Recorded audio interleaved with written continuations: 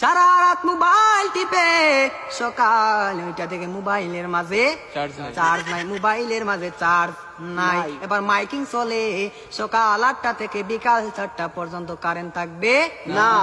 এবার টেনশন আছে না নাই? সারাদিন কারেন্ট থাকবে না। আর যদি কারেন্ট না থাকে আমার মোবাইলটা বন্ধ হয়ে যাবে, আর ওই পারে কথা বলা যাবে না। এবার ওই পার থেকে রাগ করবে কি করবে না? করবে। এবার যখন বিকাল 4টা বেজে গেল, যেই মাত্র কারেন্ট আসলো আর মোবাইলটা চার্জে লাগাইয়ে টিপানো আরম্ভ। এবার মেসেজ করে হাই। এবার গিয়ে দেখে ওই পার থেকে ব্লক করে দিছে, ব্লক করে দিছে।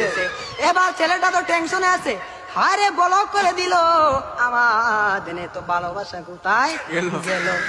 এবার 2 দিন পরে ব্লকটা খুললো, 2 দিন পরে ব্লকটা খুললো। এই 2 দিনের মাঝে ছেলেটার আরেকটা হয়ে গেছে, আরেকটা হয়ে গেছে। এবার মেয়েটা বলে তোমার সাথে আমি পালিয়ে যাব, পালিয়ে যাব, আমাদের বাড়িতে মানবে না, চলো আমরা পালিয়ে যাই। আমি রাগ করেছিলাম, আমার রাগ তুমি কেন ভাঙ্গাও না? আর ছেলেটা রাগ কি ভাঙ্গাবে?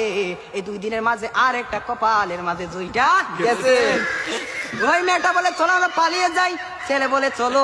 এবার ছেলেটা মনে মনে ভাবে তোমার একটা শিক্ষা দিতে হবে। এবার মেয়েটা সকালে স্টেশনের মাঝে গাড়ি গুটি লইয়া রেডি। এবার ছেলেটা তো আসে না, ছেলেটা তো আসে না। আর মেয়েটা বাড়িতে কি যাবে? বাড়ির মাঝে 3 হাত লম্বা একটা চিঠি দিয়া পাইছে। পাশের গ্রামের রফিক মিয়ার সাথে পালিয়ে যাবে, বাড়িতে চিঠি দিয়ে যায়। আমি আর বাড়িতে মাঝে কোনোদিন আসবো না, তার নয় কার না, আমি আর কোনোদিন বাড়ির মাঝে আসবো না। আমি চলে গেলাম পাশের বাড়ির, পাশের গ্রামের রফিক মিয়ার সাথে।